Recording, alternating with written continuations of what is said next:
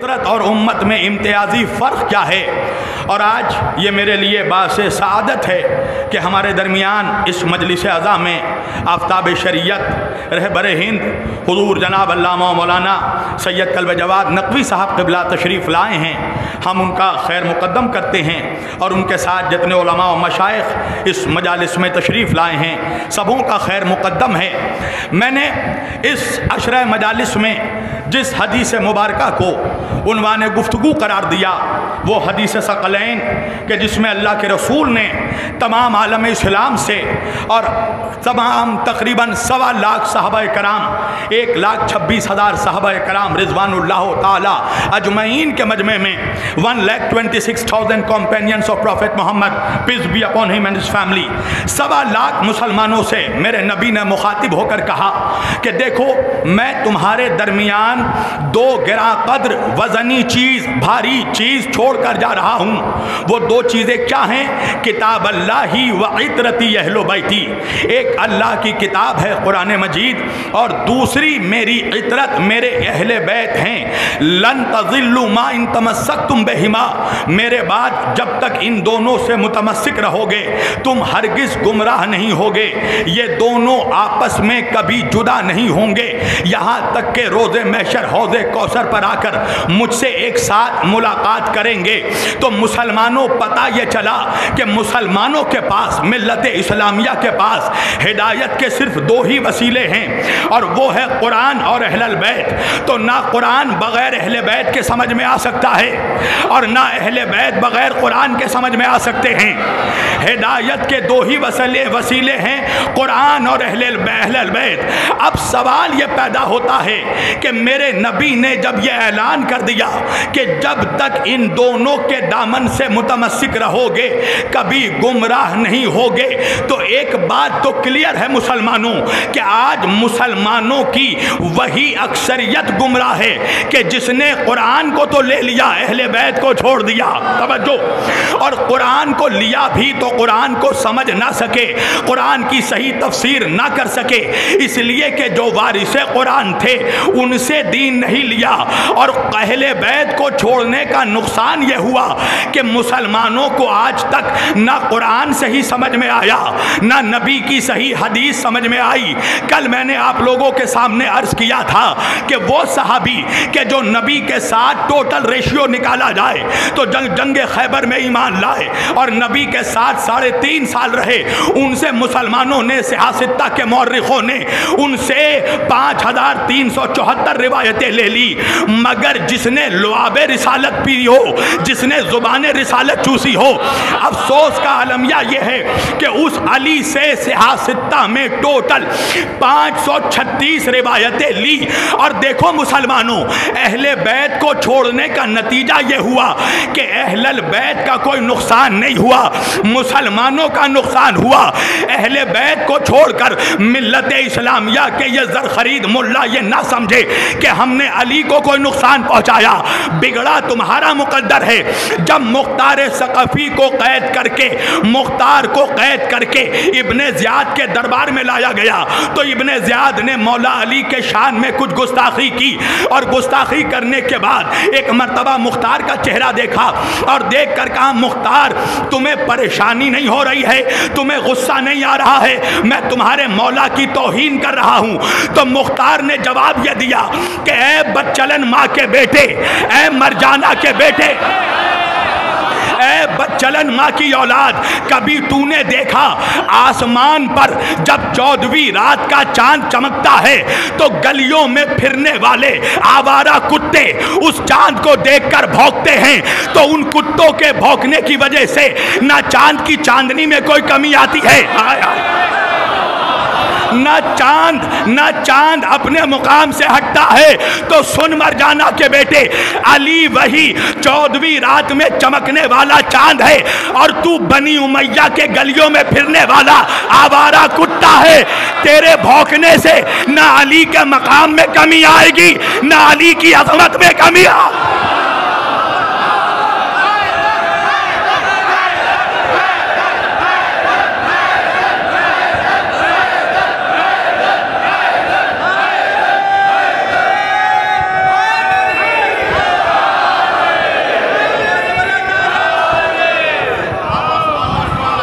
عزیزان گرامی، تو اہل البیت کو چھوڑنے کا نقصان یہ ہوا کہ حدیث تو چھوڑو، آج تک مسلمان یہ سوال، آج تک مسلمان یہی بات نہیں طے کر پایا کہ میرا نبی آیا کب گیا کب۔ توجہ کیجئے گا، آج تک مسلمان یہ فیصلہ نہیں کر پائے کہ نبی کی صحیح تاریخ ولادت کیا ہے، نبی کی صحیح تاریخ وفات کیا ہے۔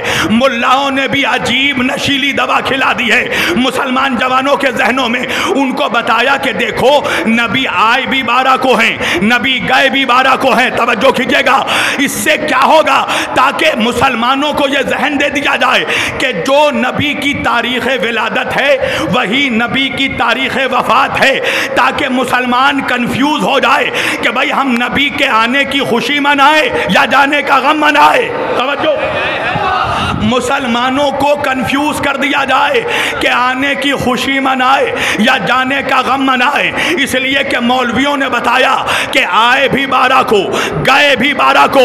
میں نے کہا چلو مولوی کچھ ہو نہ ہو، پر یہ تو تو نے مان لیا کہ نبی آئے بھی تو 12 کے ساتھ، گئے بھی تو 12 کے ساتھ۔ توجہ، اب آپ جا کر جب ملت اسلامیہ کے کتابوں کو پڑھیے گا تو مولویوں نے تاریخ ولادت الگ الگ بتائی، کسی نے کہا 9 ربیع الاول کو نبی آئے، کسی نے کہا 12 کو آئے، کسی نے کہا 17 کو آئے۔ میں نے کہا مسلمانوں آخر وجہ کیا ہے؟ بھائی آپ نے دیکھا ہوگا کہ آثار قدیمہ کی جو لوگ انڈس سویلائزیشن کی کھوج کرتے ہیں، جب وہ غاروں میں جا کر غاروں کی کھدائی کرتے ہیں آثار قدیمہ والے، تو ان کو اگر کوئی تانبے کا برتن کسی یمن کے غار میں مل جاتا ہے تو وہ تانبے کا برتن دیکھ کر بتا دیتے ہیں کہ یہ برتن 6000 سال پرانا تھا، یہ کس قبیلے کا تھا، وہ قبیلے والے رہتے کیسے تھے، کھاتے کیسے تھے، پیتے کیسے تھے، پوری ان کی زندگی ایک تانبے کا برتن دیکھ کر آثار قدیمہ والا بتا دیتا ہے۔ مجھے حیرت ہوتی ہے کہ مسلمانوں کے پاس پورا قرآن موجود ہے مگر مولوی آج تک ڈیسائیڈ نہیں کر سکا کہ نبی کی ولادت کب ہے۔ توجہ، آج تک مسلمان یہ فیصلہ نہیں کر سکا کہ نبی پیدا کب ہوئے، نبی کی تاریخ ولادت کب ہے۔ وجہ یہ ہے مسلمانوں کہ ان ملاؤں نے نبی کی تاریخ ولادت بھی محلے والوں سے پوچھی ہے۔ توجہ، نبی کی تاریخ ولادت محلے والوں سے پوچھی ہے، حالانکہ کسی بھی عقل مند سے پوچھو گے تو پتہ چلے گا کہ کم از کم بچے کی ولادت محلے والوں سے نہیں پوچھی جاتی، بچوں کی ولادت گھر والوں سے پوچھی جاتی ہے، بچے کی ولادت اس سے پوچھی جاتی ہے جو ولادت کے وقت موجود تھا۔ میں کیا کروں مولوی، جب میرا نبی پیدا ہوا تو وہاں پر نہ ابو ہریرہ موجود تھے نہ عبدالعباس موجود تھے، جب نبی میرے پیدا ہوئے تو 2 ہی لوگ موجود تھے، یا عبد المطلب موجود تھے یا ابو طالب۔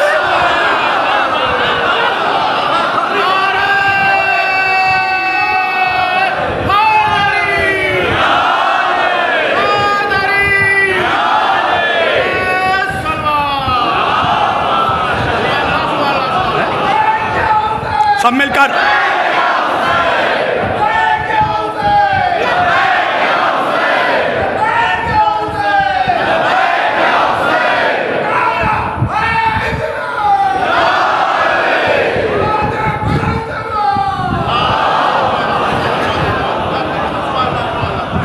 عزیزان گرامی، جب نبی کی ولادت ہوئی تو 2 ہی لوگ تو تھے، یا تو عبد المطلب موجود تھے یا تو ابو طالب موجود تھے، اور تیرا رشتہ تو ابو طالب سے پرانا تو نے خراب کر لیا ہے۔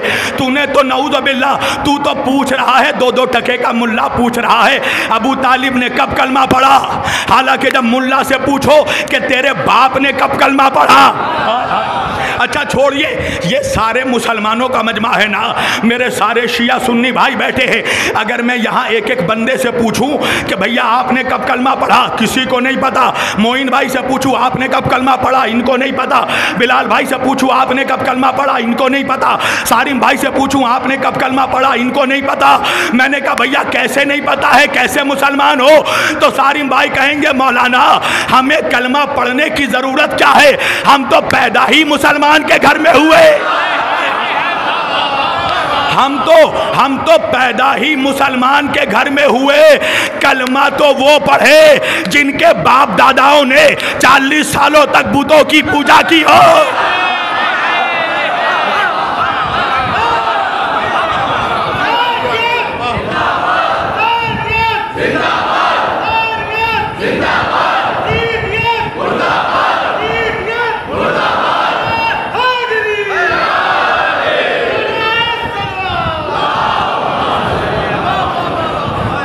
کلمہ اس کا پوچھا جاتا ہے عزیزان گرامی جو کافر کے گھر میں پیدا ہو، مسلمان کے گھر میں پیدا ہونے والوں کا کلمہ نہیں پوچھا جاتا، اس لیے کہ جو جس گھر میں پیدا ہوتا ہے اس کا مذہب وہی ہوتا ہے۔ آؤ ہم پتہ لگاتے ہیں ابو طالب کس کے گھر میں پیدا ہوئے، اور پھر مولوی تو بتانا کہ تیرے ابا، تیرے دادا، تیرے لکڑ دادا کہاں پیدا ہوئے۔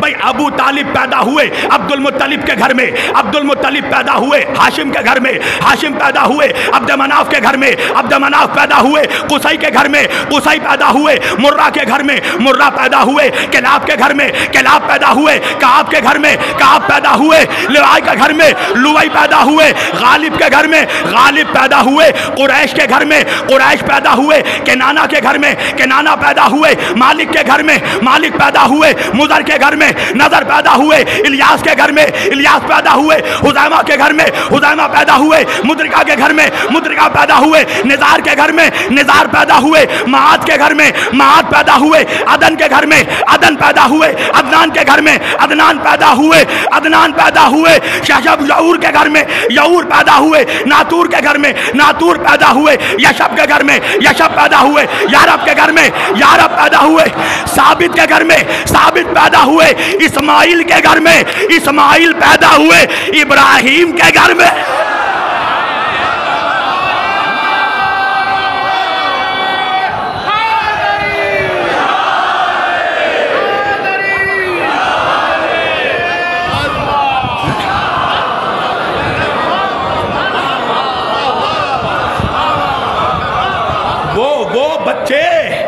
وہ بچے جو کٹم اللہ کے گھر میں پیدا ہوتے ہیں ان کا کلمہ نہیں پوچھتا ہے مولوی، تو جو خلیل اللہ کے گھر میں پیدا ہوا ہو، اچھا نبی کے، دیکھیں یہ مولانا کی فرمائش پوری کر رہا ہوں میں، قبلہ نے مجھ سے کہا ہے چچا پہ گفتگو کیجئے، ایک صلوات پڑھیے محمد و آل محمد پر۔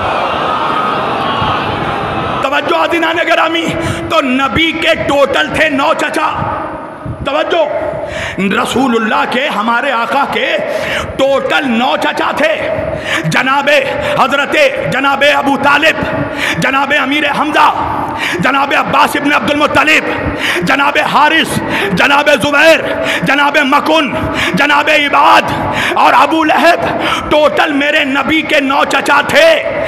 9 میں سے مولوی صرف ابو طالب کا کلمہ کیوں تلاش کرتا ہے؟ توجہ، 8 چچاؤں کے بارے میں کیوں نہیں پوچھتا کہ زبیر نے کب کلمہ پڑھا، حارث نے کب کلمہ پڑھا، عباس نے کب کلمہ پڑھا؟ مولوی نہیں پوچھتا، صرف ابو طالب کے بارے میں پوچھتا ہے۔ اچھا ابو طالب کے 4 بیٹے ہیں، توجہ، طالب، عقیل، جعفر، علی، 4 بیٹے ہیں، 4 میں سے ان 4 بیٹے کا کلمہ مولوی نہیں پوچھتا۔ ابو طالب کا ایک مشہور بیٹا ہے ہمارا مولا علی، مگر آپ نے آج تک دیکھا کہ کسی مولوی نے پوچھا ہو کہ علی نے کب کلمہ پڑھا؟ میں نے کہا مولوی علی کا کلمہ کیوں نہیں پوچھتا؟ تو مولوی کہنے لگا علی کا کلمہ کون پوچھے، علی تو پلے ہیں محمد کی گود میں۔ میں نے کہا ہوش کے ناخون لے، ارے جو محمد کی گود میں پلا ہے اس کا کلمہ نہیں پوچھتا، اور محمد جس کی گود میں پلا۔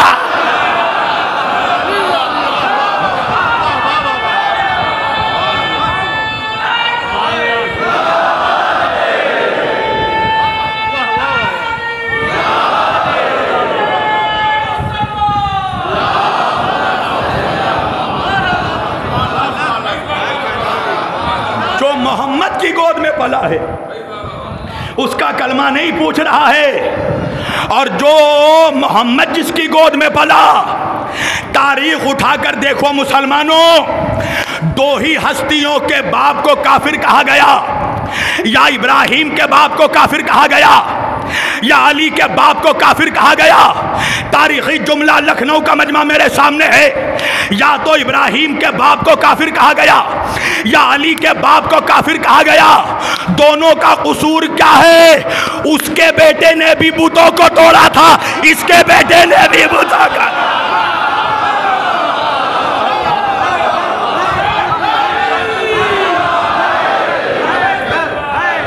حیدر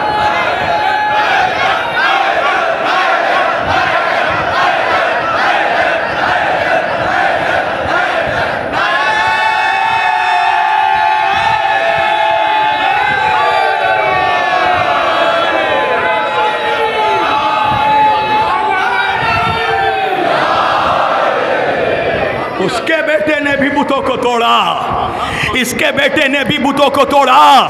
تو مسلمانوں 1400 برس کے بعد بھی دیکھ لو، تم نے جو علی سے نمک حرامی کی تو علی کا کچھ نہیں بگڑا. میرا مولا 14ویں رات کا چمکتا ہوا چاند ہے ولایت کا.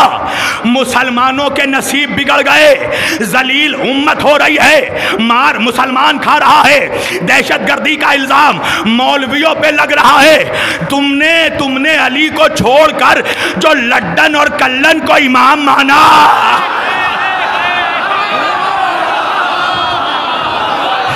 ارے دنیا آج آ کر دیکھ لے کہ لڈن کلن اور جلمن کے ماننے والے کہاں ہیں، علی کے ماننے والے کہاں ہیں. توجہ، تاریخی جملہ، 2 سالوں سے فلسطین کے مظلوم مسلمانوں پر اسرائیل بمباری کر رہا تھا، تو جس نے لڈن کو امام مانا وہ تماشا دیکھ رہا ہے، جس نے علی کو امام مانا.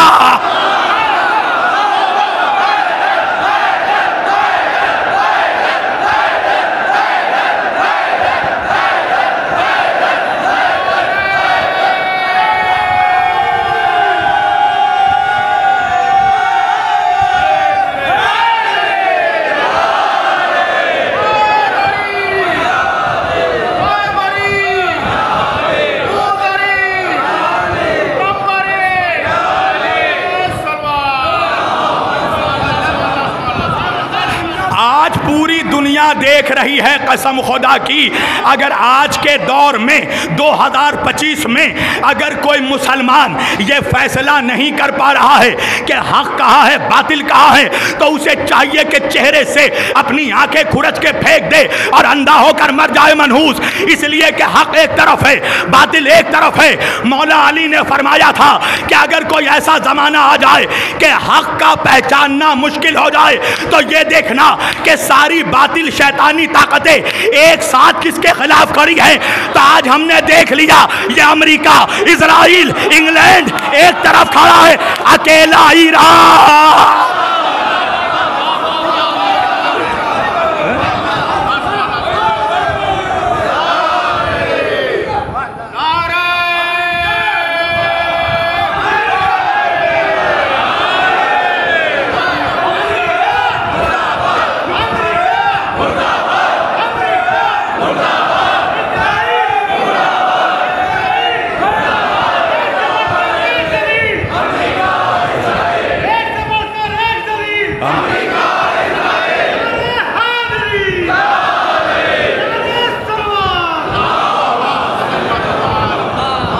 ساری دنیا نے دیکھ لیا کہ ساری باطل طاقتیں کون ہیں اور باطل طاقتوں کے غلام کون ہیں. آج دنیا نے دیکھ لیا ساری شیطانی طاقتیں، باطل قوتیں، آج دجالی طاقتیں ایک پلیٹ فارم پر کھڑی ہے. امریکہ، اسرائیل، انگلینڈ یہ اکیلا نہیں ہے، ان کے ساتھ سعودی عرب، ان کے ساتھ جارڈن، ان کے ساتھ ایجپٹ، ان کے ساتھ مصر، سب ایک طرف کھڑے ہیں. اکیلا خامنائی ایک طرف کھڑا ہے. تمہیں کربلا یاد آیا؟ ایک طرف شمر ہے، ایک طرف ہرملہ ہے، ایک طرف پیسر سعد، ایک طرف حسین. آج دنیا نے دیکھا عمر سعد کی اولادیں ایک طرف کھڑی ہے، حسین کا بیٹا ایک طرف کھڑا.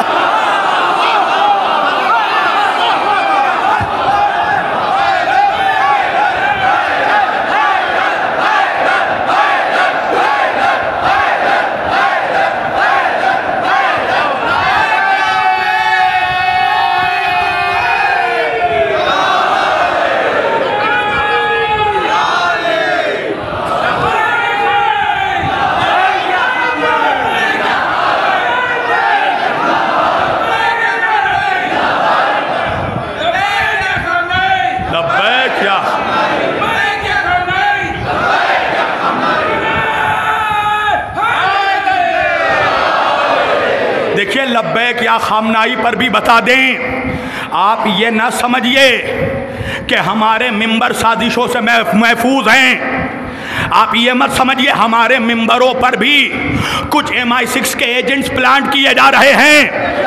ہمارے ممبر سے ایک جگہ کہا گیا کہ لبیک یا حسین کہیے، لبیک یا امام کہیے، مگر لبیک یا خامنائی مت کہیے۔ ان کا علمی غرور، ان کی یہ دکھاوے کا جو علم ہے اتنے شباب پر پہنچا کہ یہ دلیل دینے لگے کہ ہم لبیک یا حسین اس لیے کہتے ہیں، لبیک یا امام اس لیے کہتے ہیں کہ امام حاضر و ناظر ہوتے ہیں، مگر خامنائی حاضر و ناظر نہیں ہے، اس لیے لبیک یا خامنائی نہ کہو۔ میں نے دلی کے حیدری ہال میں اس وقت جواب دیا تھا کہ نوجوانوں، جہاں پر بھی مجلس ہو وہاں لبیک یا خامنائی کا نعرہ لگاؤ۔ ہم خامنائی کا نعرہ اس لیے نہیں لگاتے کہ ہم ان کو حاضر و ناظر مانتے ہیں، ہم امریکہ اور اسرائیل کو بتاتے ہیں کہ خامنائی کو تنہا نہ سمجھنا، ہر جگہ سپاہی۔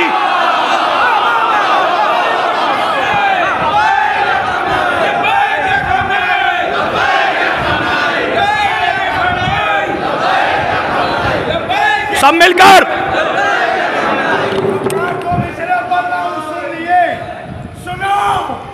سناؤ لوریاں بچوں کو خامنائی کی، سناؤ لوریاں بچوں کو خامنائی کی، نصیب سے کوئی مختار پھر نکل آئے۔ دیکھو لکھنؤ، ایک جملہ کہوں گا میں، حالانکہ خطرناک جملہ ہے، اب تو ان دیوانوں کو بھی سمجھ میں آ گیا کہ خامنائی کیا ہے۔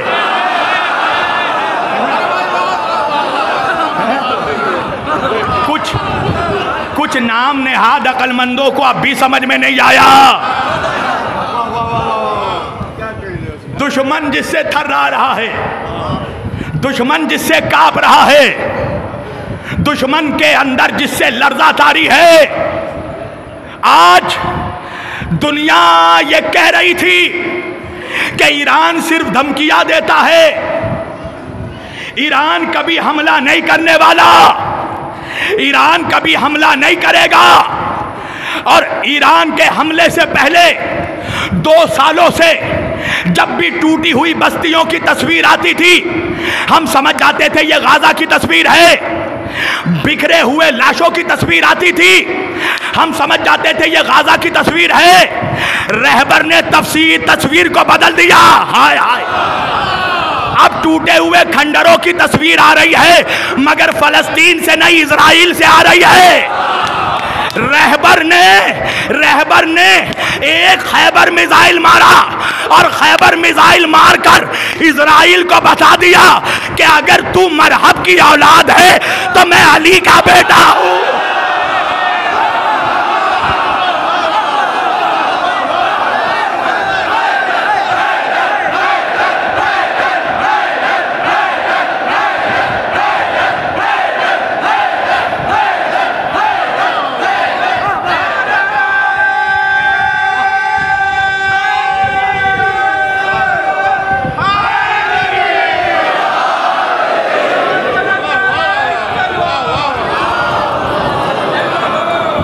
بس آج کی مجلس کا تاریخی جملہ، پچھلے سال میں نے جوگی پورا کے ممبر میں کہا تھا، لوگ بڑا چیختے تھے ایران کب حملہ کرے گا، کب حملہ کرے گا، مگر ایران نے جب حملہ کیا تو عمارتوں کے عمارتیں ڈھیر کر دیے، بستیوں کے بستی ڈھیر کر دیے، یہودیوں کے آنکھوں سے آنسو برس گئے۔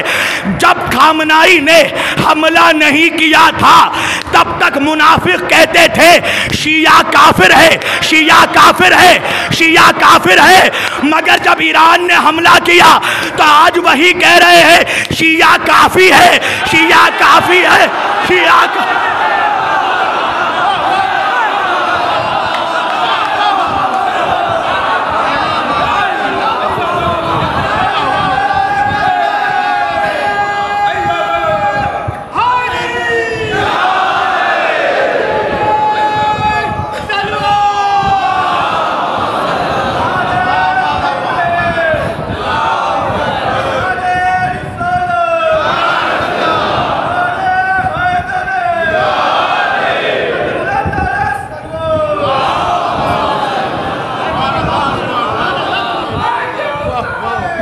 لبیک.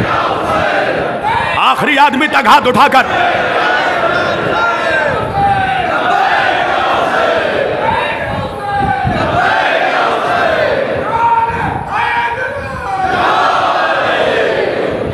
آج لبیک. عباس یا عباس یا عباس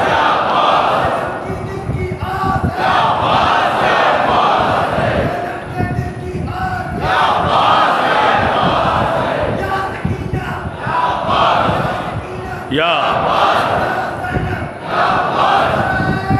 سب مل کر. آج اگر 2025 میں تمہیں یہ نہیں دکھ رہا ہے کہ حق کدھر ہے باطل کدھر ہے تو اندھے ہو کے مر جا منحوس، تیری آنکھوں کا کوئی فائدہ نہیں. اس لیے کہ آج حق اور باطل کلیئر ہے، کلیئر ہے، کلیئر. ساری باطل طاقتیں ایک طرف، ساری یزید کی اولادیں ایک طرف، سارے حسین کے شہزادے ایک طرف. لوگ کہتے تھے ہمارے مراجع میں اتحاد نہیں ہے. آج دشمن نے بڑی بھول کر دی. آیت اللہ خامنائی کو جان سے مارنے کی دھمکی دے کر تم نے دیکھا آیت اللہ سستانی سے لے کر مکارم شیرازی تک کا فتویٰ آ گیا کہ اگر خامنائی کے ایک بال بھی بیکا ہوا تو دنیا میں کوئی اسرائیلی محفوظ نہیں رہے گا، کوئی امریکی محفوظ نہیں رہے گا اگر ایک بال کو بھی نقصان ہوا. اور دیکھو یہ معجزہ ہے. ہمارے ممبر سے بھی کچھ سالوں پہلے کچھ لوگ رہبر کے خلاف بولتے تھے، آج ان کے منہ پر قدرت کا جوتا لگا ہے. بڑی مخالفت ہوتی تھی ہماری. میں نے قبلہ نے جب مجھے پہلی بار 2019 میں شیعہ صوفی کانفرنس میں بلایا تھا، لکھنؤ میں انٹروڈیوس کروایا تھا، تو میں نے ایک جملہ کہا تھا اس وقت کہ آیت اللہ خامنائی صرف شیعوں کے نہیں بلکہ عالم اسلام کا کوئی ایک لوتا لیڈر ہے تو وہ خامنائی ہے. میں نے اس ٹائم کہا تھا. اور آج کچھ لوگوں کے چہروں پر قدرت کا جوتا ایسا لگا کہ وہ ایران کی تعریف کر رہے ہیں مگر خامنائی کا نام نہیں لے پاتے، رہبر کا نام نہیں لے پا رہے ہیں. اس لیے نہیں لے پا رہے ہیں کہ لندن کا ویزا نہیں ملے گا، یورپ کا ویزا نہیں ملے گا. تم دیکھو کلب جواد لندن نہیں جاتے، شبیر وارسی امریکہ نہیں جاتا، اس لیے کہ ہمیں امریکہ کا ویزا قوم بیچ کر نہیں چاہیے.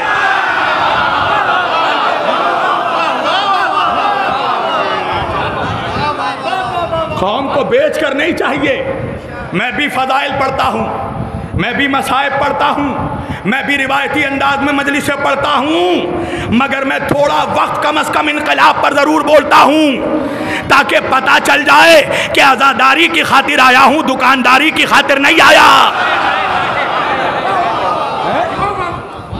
آج دیکھو جتنے رہبر کے دشمن ہیں آج سبوں کے منہ پر قدرتی جوتا لگ رہا ہے.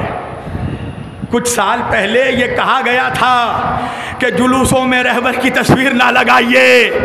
آج قدرت نے ایسا وقت قدرت لے آئی ہے کہ ہر دیوار پر رہبر ہی نظر آ رہے ہیں، خامنائی ہی نظر آ رہے ہیں. یہ ہے قدرت. یہ کہتے ہیں حق سر چڑھ کر بولتا ہے. مجھے پرسنلی بیٹھا کر کہا گیا، اگر عام مجمع کی طرف سے کہا جاتا تو نہیں بولتا، میں مولویوں کی طرف سے مجھے کہا گیا کہ آپ رہبر پر زیادہ نہ بولا کریں، رہبر پر زیادہ نہ پڑھا کریں. میں نے کہا اگر پڑھ دوں گا تو کیا ہوگا؟ کہا دیکھیے آپ یورپ نہیں جا پائیں گے. میں نے کہا لعنت ہو ایسے یورپ پر جس کی خاطر میں اسلام کے سب سے بڑے اس وقت غیبت امام میں جو سب سے بڑا رہبر ہے ملت مسلمہ کا وہ خامنائی ہے. آج کیا سنی، کیا بریلوی، کیا دیوبندی سب کہہ رہے ہیں کہ واقعاً اس زمانے میں 57 بہنوں کا کوئی ایک بھائی ہے تو ایران ہے. سب کہہ رہے ہیں کہ ہمارا اختلاف اپنی جگہ، شیعہ سنی بحث اپنی جگہ، عقیدے اپنی جگہ، مسلک اپنی جگہ، مگر ماننا پڑے گا کہ کوئی مرد ہے تو خامنائی ہے۔ ارے تم نے تسلیم تو کر لیا خامنائی کو مرد کہہ کر، وجہ یہ ہے کہ خیبر میں نبی نے کہا تھا لو یانا رایت و غدن رجلن کرارن وغیر فرارن، میرے نبی نے فرمایا تھا کل میں علم مرد کو دوں گا، یہ کہہ کر نبی نے بتا دیا قیامت تک علم مرد اٹھائیں گے، نہ مرد نہیں۔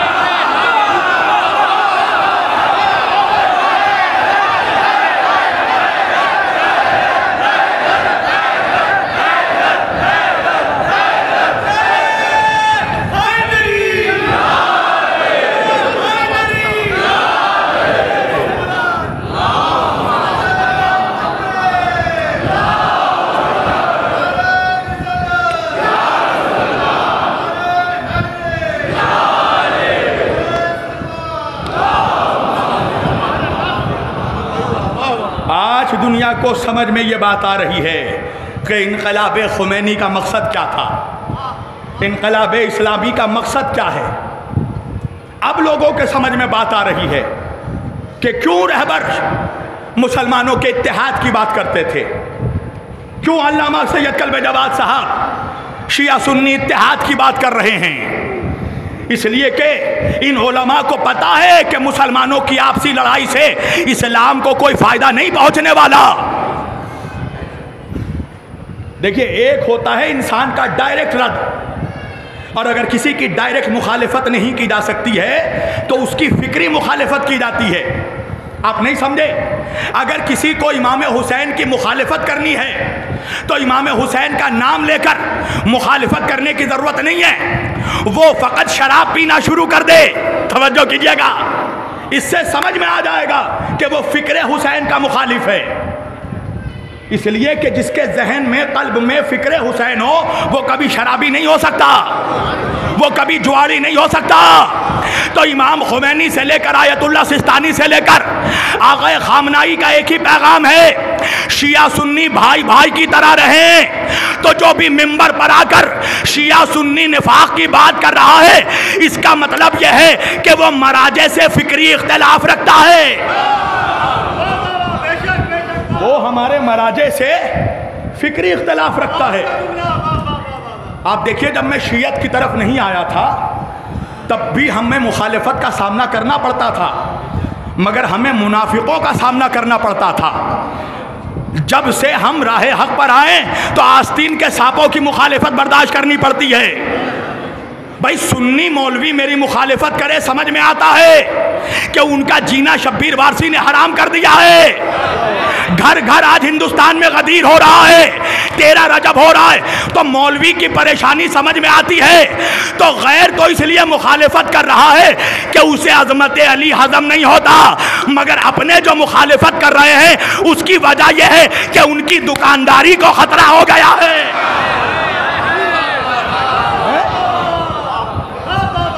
پیچھے پڑ گئے ہیں، توجہ، کہتے ہیں نا ہاتھ دھو کر کسی کے پیچھے پڑنا ہے۔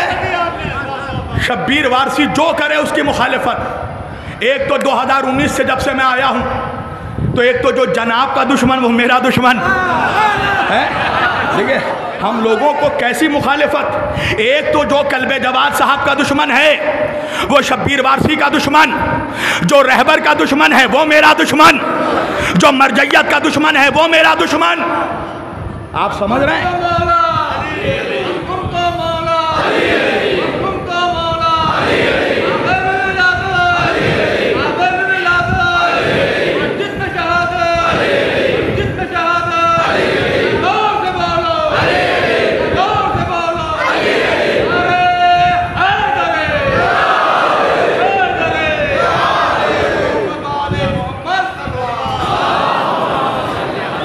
دیکھیے اس کو کہتے ہیں نا دشمنی کی کوئی لمیٹیشن نہیں ہے۔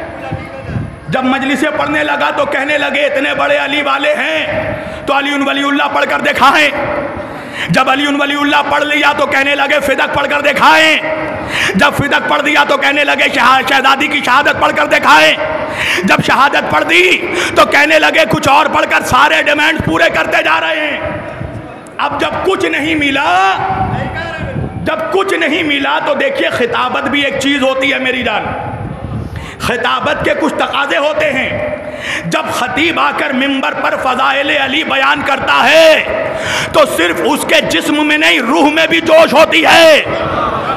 تو بیان کرتے کرتے جوش خطابت میں ذرا بلند ہو گیا جوگی پورے میں، تو وہ ویڈیو وائرل کی گئی کہ دیکھو جیسے بندر اچھلتے ہیں ویسی شبیر وارسی اچھل رہے ہیں. دیکھو اس کو کہتے ہیں کیسا غبار نکالا جاتا ہے، دشمنی کیسے نکالی جاتی ہے. حالانکہ میرے پاس بہت سے ویڈیو آئے لکھنؤ سے لے کر ممبئی کے ذاکرین تک، اور چٹ پنجی نہیں، گمنام خطیب نہیں، جو مشہور و معروف خطبہ ذاکرین ان کے ویڈیوز میرے پاس آئے، لکھنؤ کے، ممبئی کے، پاکستان کے بڑے بڑے خطبہ جن کا لوہا مانا جاتا ہے دنیا میں. میں تو بلند ہوا، وہ لوگ تو منبر پر کھڑے ہو گئے. اگر میں چاہتا تو ان کی ویڈیو وائرل کر سکتا تھا، مگر میں نے وائرل نہیں کیا، اس لیے کہ میں شریف ماں کا بیٹا ہوں. اپنی عزت بچانے کے لیے میں ہزاروں کو ذلیل نہیں کرنا چاہتا. اگر حسد ہے کھل کر بولو.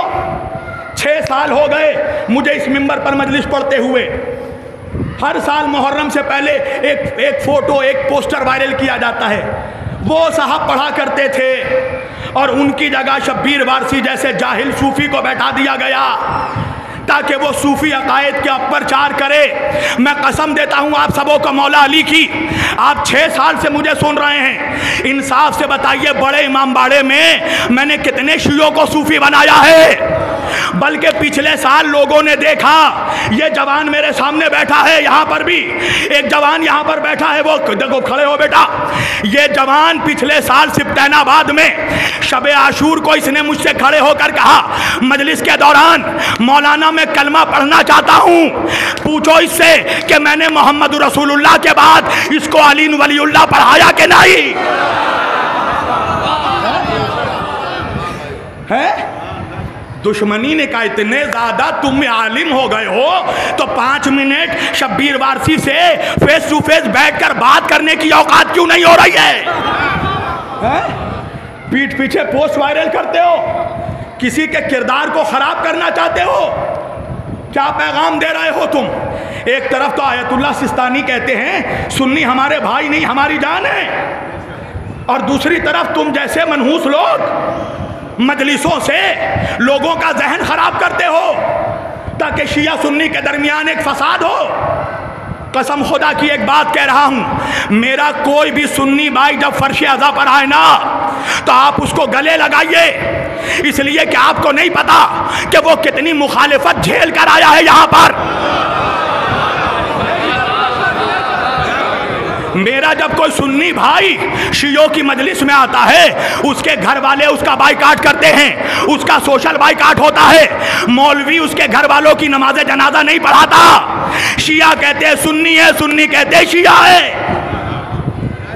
کوئی اس کو اپنی بیٹی نہیں دیتا. شیعہ سمجھتے ہیں سنی ہے، سنی سمجھتے ہیں شیعہ ہے، اس لیے کہ اس کا قصور یہ ہے کہ وہ حق جان کر حق کے راستے پر آیا. ارے شیعہ گھر میں پیدا ہو کر شیعہ بننا کمال نہیں ہے، کمال ان لوگوں کا ہے جو ریسرچ کر کے شیعہ بنتے ہیں.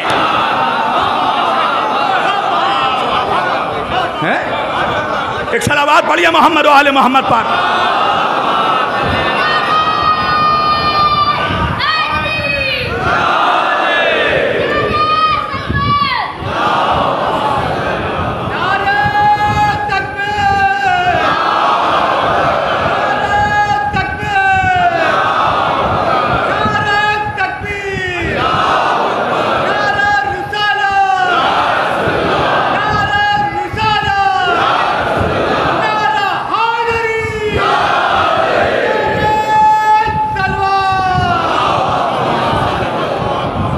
اس عزا خانے میں سارے حسینی ہیں، سارے مولائی ہیں.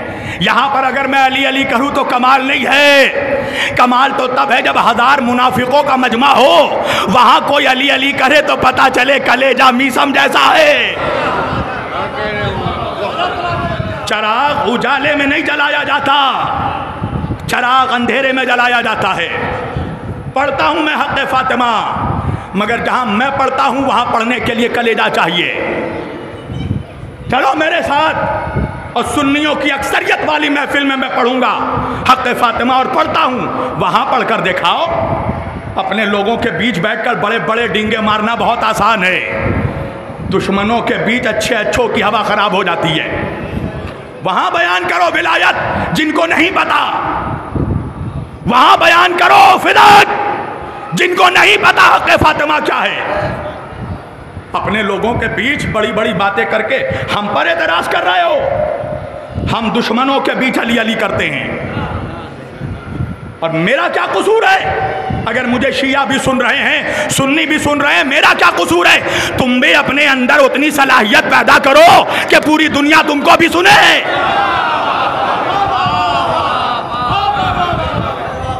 سبب تلاش کرو اپنے ہار جانے کی، کسی کی جیت پہ رونے سے کچھ نہیں ہوگا۔ دوسرے کی عزتوں سے جلتے ہو، کمنٹس میں گالیاں لکھی جاتی ہیں، فضول کی بکواس کی جاتی ہیں، اور مجھے افسوس اس بات کا ہوتا ہے کہ کچھ قوم کے نادان لوگ اسے شیئر بھی کرتے ہیں۔ آپ کیا سمجھتے ہیں کہ فیس بک میں، انسٹاگرام میں جس کے وال پیپر پر عباس کا علم لگا ہو یا امام خمینی کی تصویر لگی ہو، آپ سمجھتے یہ ضرور کسی بہت بڑے شیعہ کا اکاؤنٹ ہوگا؟ آپ کو نہیں پتا کہ ہو سکتا ہے یہ اکاؤنٹ لندن سے چل رہا ہو، یہ اکاؤنٹ MI6 سے چل رہا ہو، اور یہ MI6 والوں کی کوشش ہے کہ ممبر پر کوئی ایسا ذاکر نہ آئے جو خمینی اور خامنائی پر بولے، جو انقلاب پر بولے۔ کیا وجہ ہے کہ ہمارے جیسے لوگوں کے یورپ کے ویزے نہیں لگتے؟ تم کیا سمجھتے ہو ہمیں کہیں اور سے دعوت نہیں آتی؟ ہمیں ویزے نہیں لگتے، جناب کو ویزا نہیں لگتا، ہمارا ویزا نہیں لگتا، کینیڈا کا ویزا نہیں لگا، جرمنی کا ویزا نہیں لگا، شکاگو کا ویزا نہیں لگا، اٹلی کا ویزا نہیں لگا۔ قصور کیا ہے ہمارا؟ ہمارا قصور یہ ہے کہ ہم خامنائی پر بولتے ہیں، ہم دنیا کو بتاتے ہیں کہ مسلمانوں کا حقیقی لیڈر کون ہے اور حقیقی دشمن کون ہے۔ آپ دیکھ لیجئے جو لوگ امریکہ، لندن اور یورپ وغیرہ میں اشرے پڑھتے ہیں، آخر آپ تو سب کا دانا پانی رک رہا ہے، اب تو سب لوٹ کر ہندوستان آ رہے ہیں۔ آپ دیکھیے کبھی انہوں نے بولا ہو رہبر پر؟ اور آج بھی جب سب کو بولنا چاہیے، آج دیکھو ممبر پر کتنی زبانیں کھل رہی ہیں رہبر کی حمایت میں، کیوں نہیں بولتے؟ کس بات کا ڈر ہے تمہیں؟ کس بات کا خوف ہے؟ کیسی کربلا بیان کرتے ہو تم کہ تمہیں مقصد حسین نہیں پتا؟ کیا تمہیں امام حسین نے یہ نہیں بتایا کہ ظالم کے خلاف اٹھ کھڑے ہو، مظلوم کی حمایت میں کھڑے ہو جاؤ؟ کیا تم نے کربلا سے یہ درس نہیں لیا؟ تو پھر تم کربلا سمجھ نہیں پائے۔ صرف واہی کے لیے یہ ممبر کا استعمال نہیں ہونا چاہیے۔ بے شک یہ ہمارا حق ہے کہ ہم فضائل اہل بیت بیان کریں، مجمع خوش ہو، مگر قوم کو جگانا بھی ہمارا مقصد ہونا چاہیے۔ ایسا نہ ہو کہ قوم کو صرف سلا دیں، تو پھر لڑے گا کون سرحد پر؟ انصاف سے بتائے، ہر آدمی اپنے آپ میں فیصلہ کرے کہ ہم نے حسینیت کے لیے آج تک کیا کیا ہے۔ ہم روتے ہیں اپنی نجات کے لیے، ہم ماتم کرتے ہیں اپنی نجات کے لیے، عزاداری ہماری نجات کا ذریعہ ہے، ہم کرتے رہیں گے، ہم شریف ماں کی اولادیں ہیں۔ مگر سوچو کہ ہم نے حسینیت کے لیے کیا کیا ہے۔ حسینیت کے لیے کیا تو حسن نصر اللہ نے کیا، قاسم سلیمانی نے کیا، یہ پاسداران انقلاب کے جو شہداء شہید ہوئے، یہ ایران کے جو سائنسداں شہید ہوئے، انہوں نے ہمیں دنیا میں بتایا کہ حسینیت کا اصل مطلب کیا ہے، ورنہ ہمیں تو ایک نیند میں سلا دیا گیا تھا۔ کچھ لوگ تو ممبر کا استعمال صرف لطیفہ بازی کے لیے کر رہے ہیں۔ ارے اب تو جاگو، اس لیے کہ تمہیں پتہ بھی نہیں کہ اب کتنے تیزی سے ہمارا امام ہمارے قریب آ رہا ہے۔ مجھے بہت کچھ بولنا تھا مگر میں ساری چیزیں چھوڑ رہا ہوں، اس لیے کہ دامن وقت میں گنجائش نہیں۔ یہ 12 کے بیچ میں جو 3 کانٹے ہیں کسی کے لیے نہیں رکتے۔ بس آخری 10 منٹ کی گفتگو اور تمہیں بتانا ضروری ہے، جو دنیا کے حالات چل رہے ہیں، جاگ جاؤ، ورنہ ایسا نہ ہو کہ سوتے ہوئے ہمیشہ کے لیے سو جاؤ گے۔ یہ دور میں اس پوری دنیا میں اس وقت جو حالات حاضرہ ہیں، تمہیں پتہ ہو سکتا ہے عاشور کے دن آج یا کل یا پرسوں، اس 3 دنوں میں سے یا اسی ہفتے میں کسی بھی وقت اسرائیل دوبارہ حملہ کر سکتا ہے ایران پر، امریکہ دوبارہ حملہ کر سکتا ہے ایران پر۔ تمہیں نظر نہیں آتا؟ یہ ظہور کی نشانیاں نظر نہیں آ رہی ہیں؟ ایسے تو 70 سے اوپر نشانیاں ہیں جو میں نے دیکھی ہیں، مگر امام کے ظہور کی 6 نشانیاں اینڈنگ ہیں۔ ان 6 نشانیوں میں 2 نشانیاں تو ہمیں نظر آ رہی ہیں، اندھے ہیں وہ لوگ جن کو نظر نہیں آ رہا۔ 6 نشانیاں امام کے ظہور کی، 6 نشانیوں میں حتمی نشانیاں ظہور کی، اس میں ایک ہے یمانی کا خروج، ایک ہے خراسانی کا خروج، ایک ہے سفیانی کا خروج، ایک ہے ندائے آسمانی کا آنا، ایک ہے نفس زکیہ کا قتل ہونا، اور ایک ہے وادی بیضا میں سفیانی کا لشکر کا دھس جانا۔ ہمارے ممبروں سے بیان ہی نہیں ہوتا تو پھر نوجوان بیدار کیسے ہوں گے؟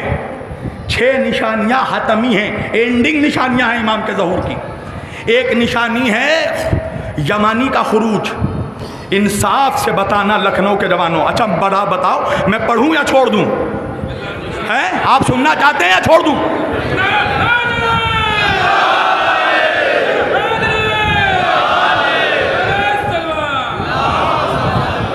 خروج یمانی مولا علی سے اور امام جعفر صادق علیہ السلام سے حدیث وارد ہے۔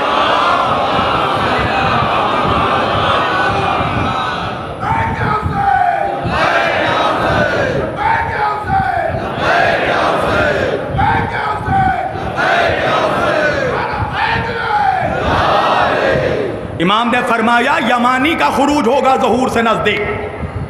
انصاف سے بتائیے، آج سے 8 سال 9 سال پہلے آپ جانتے تھے یہ حوثی کون ہوتے ہیں؟ آپ کو پتا تھا؟ کتنی تیزی سے آج دنیا نے یمن کا انقلاب دیکھا۔ کون ہے یہ یمانی حوثی؟ یہ امام زین العابدین علیہ السلام کے بیٹے جناب زید شہید کی اولادوں کا قبیلہ ہے۔ ان کے سردار سید بدر الدین عبد الملک الحوثی الزیدی، یہ سب عابدی زیدی سادات ہیں۔ امام نے فرمایا تھا یمانی کا خروج ہوگا تو ظہور کے وقت سب سے زیادہ جو ہدایت یافتہ پرچم ہوگا وہ یمانی کا پرچم ہوگا۔ یمانی کو کوئی ہرا نہیں پائے گا، یمانی کو کوئی شکست نہیں دے پائے گا۔ دنیا نے دیکھا کہ جب یہ دہشت گرد قابض ہوئے سیریا پر اور بشر الاسد جب شام چھوڑ کر بھاگا تو ایک ایسا لمحہ آ گیا تھا کہ یمن بھی ایران بھی ڈائریکٹ حملہ نہیں کر پا رہا تھا، مگر اس وقت سے لے کر اب تک جو مسلسل اسرائیل پر بیلسٹک میزائل سے حملہ کر رہے ہیں وہ یمانی ہیں۔ توجہ، دوسرا خراسانی کا خروج۔ دیکھو ڈیٹیلز چاہیے مگر میں بہت سپیڈ میں بیان کر رہا ہوں۔ خراسانی کون ہوں گے؟ ایک سید خراسانی ہوں گے۔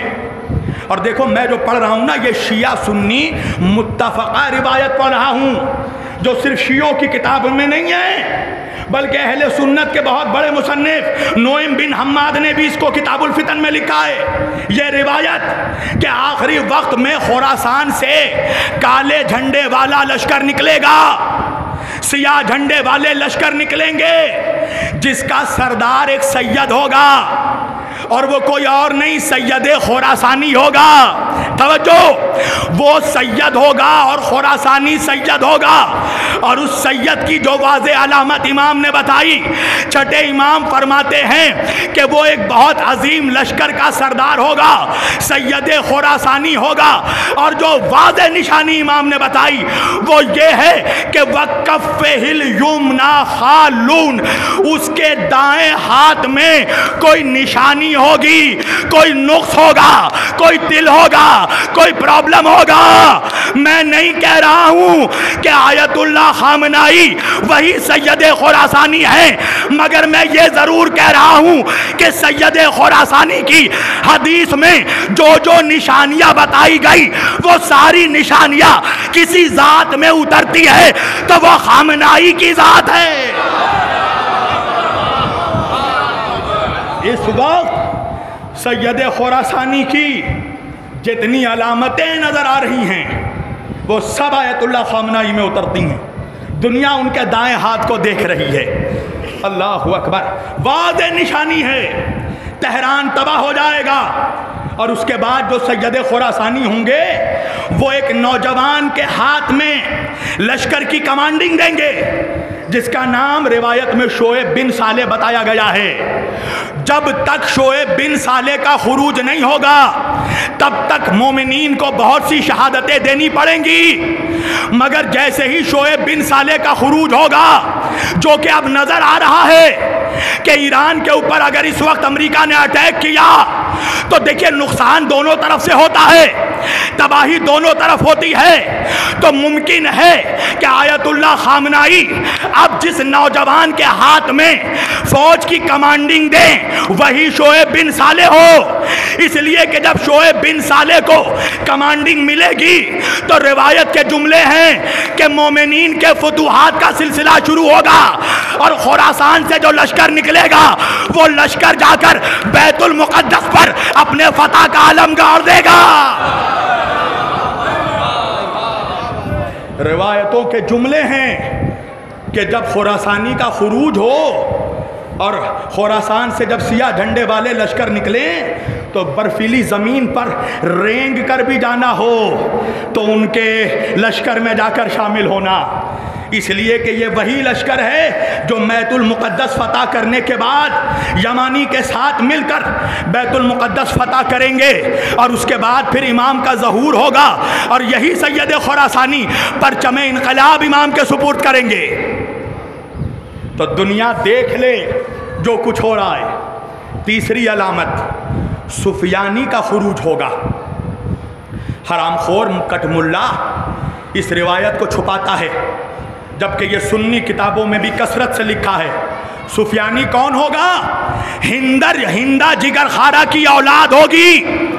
معاویہ بن ابو سفیان کی نسل سے ایک شخص خروج کرے گا شام میں جو سادات کو قتل کرے گا، شیعوں کو قتل کرے گا، عراق پر کوفے میں تباہی لے آئے گا.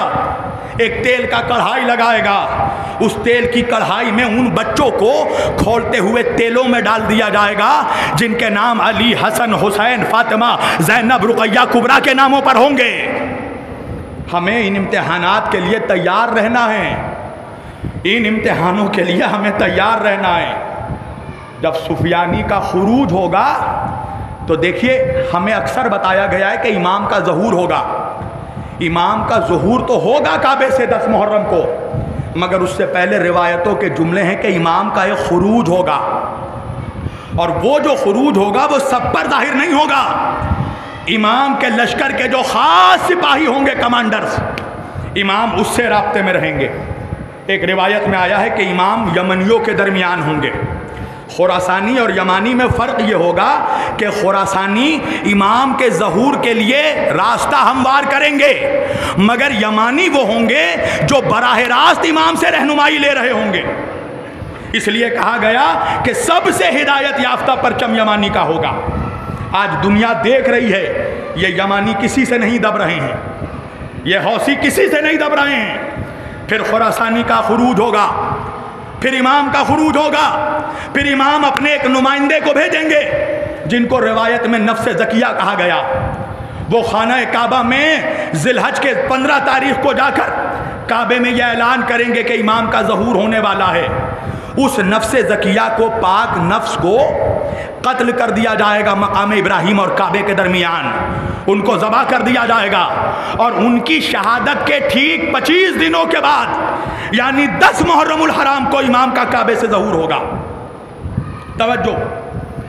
اس کے بعد پھر ایک سفیانی ایک لشکر بھیجے گا. وہ لشکر وادی بیضا میں دھس جائے گا اور 23ویں شب قدر کو ندائے آسمانی آئے گی، آواز آئے گی وجعل حق وزحق الباطل ان الباطل کان زہوقا. امام کے ظہور کا اعلان ہوگا. بس میں نے ختم کر دی تقریر، یہ آخری بات ہے.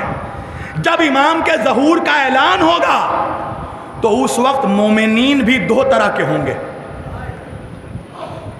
اب یہ میں اپنے لہجے میں کہہ رہا ہوں. ایک مومنین کی تعداد خوش نصیب ہوگی اور کچھ مومنین کی تعداد بد نصیب ہوگی۔